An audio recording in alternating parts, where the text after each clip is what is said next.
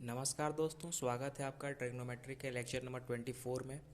आज हम प्रॉब्लम्स बात कर रहे हैं कोसाइन रूल पे।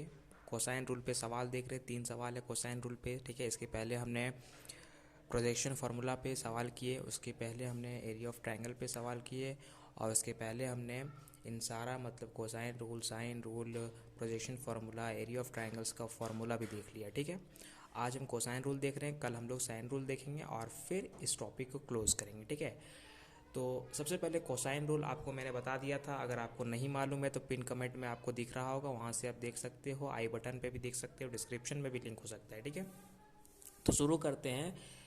फर्स्ट सवाल, इसमें आपको कॉस ए निकालना। सबसे पहले देखिए, इसमें ए निकालना है आपको। ए बी सी दिया हुआ है, इसमें इसका ज़रूरत पड़ता है। इसका मतलब कॉस ए का फॉर्मूला क्या होता है? कॉस ए का फॉर्मूला होता है B square plus C square minus A square by 2bc। मैंने बताया था कैसे इसको लिखते हैं, कैसे याद करते हैं। अब हमें कॉस ए निकालना है तो क्या करना पड़ेगा?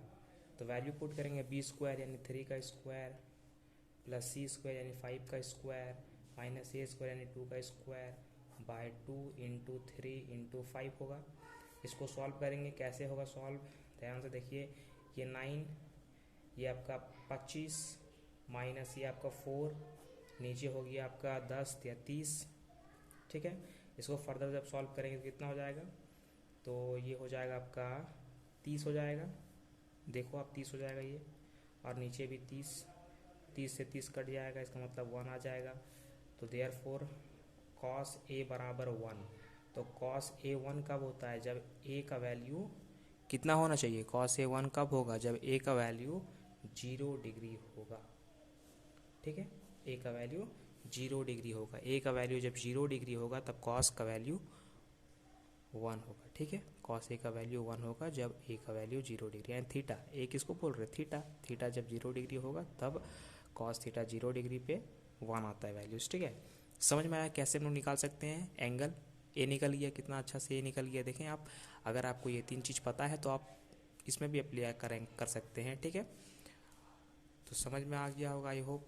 दूसरा सवाल देखते हैं सबसे पहले। ठीक है, इसमें आपको बी निकालना। हम तीनों फार्मूलाज यूज़ करके तीनों पर एप्लीकेशन बताते हैं। ठीक है, तो कॉस बी निकालना है। इसमें भी लगाते हैं फार्मूला कॉस बी का।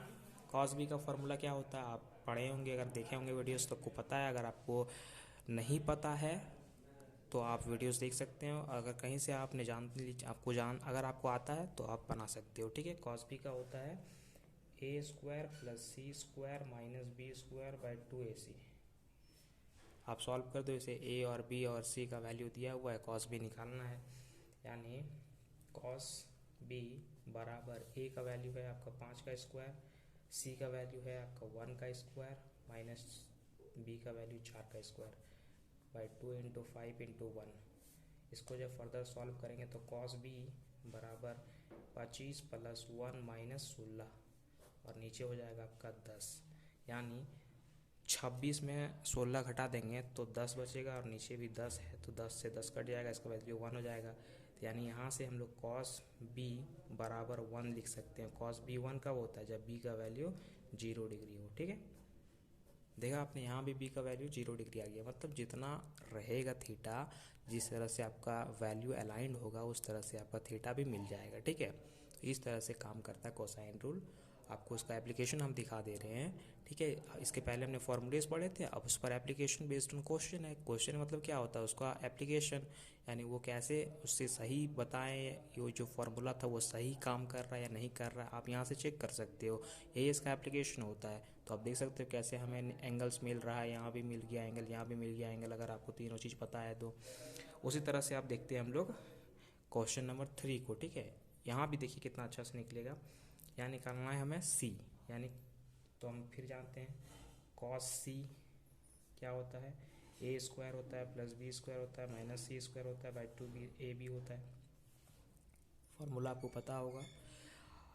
अब हम लोग वैल्यूज़ पुट करते हैं और सी का भी यहाँ से वैल्यू निकाल लेते हैं। ठीक है, तो कितना होगा? कॉस सी बराबर ए का वैल्यू है 7, 7 का स्क्वायर, बी का वैल्यू है आपका 3 का स्क्वायर माइनस सी का वैल्यू है 4 का स्क्वायर बाई 2 इंटू 7 इंटू 3। ए और बी नीचे होता है तो ए बी सी गुना कर दिए। ठीक है, अब इसको बस सॉल्व कर दो। सॉल्व करने आपको आना चाहिए, कितना होगा, इसका स्क्वायर 49 प्लस इसका 9 माइनस 16 बाई नीचे हो जाएगा इसका 6 सते 42। ठीक है, अब इसको हम लोग फर्दर सॉल्व करेंगे तो सी का वैल्यू भी निकल आएगा। जैसे ये हो गया आपका, ये हो जाएगा आपका 58 माइनस 16, 58 माइनस 16 बाई 2 42, कितना होगा, ये भी आपका 42 ही आएगा, घटा लीजिए आप। ठीक है, नीचे भी 42 कट के 1। ठीक है, तो यहाँ लिख देते हैं कि cos c बराबर 1। तो यहाँ से भी फाइनली c का वैल्यू 0 डिग्री आएगा। तीनों क्वेश्चन में आपका एंगल 0 डिग्री ही रहेगा। ठीक है, तीनों क्वेश्चन में, ऐसा नहीं कि गलत है, ये इस तरह का क्वेश्चन ही लिए थे हम। ठीक है, जान के सी का वैल्यू 0 डिग्री यहाँ पे भी। तो समझ में आ गया आपको किस तरह से एप्लीकेशन होता है कोसाइन रूल का थ्रू दिस प्रॉब्लम्स। इस प्रॉब्लम्स को करने का यही मकसद था कि you can get the better information about the cosine rule, and that's why I'm doing this problem session on cosine rule. After that the next lecture will be coming on sine rule, so you should keep updated and follow this lecture to score better marks in trigonometry. Thank you everyone.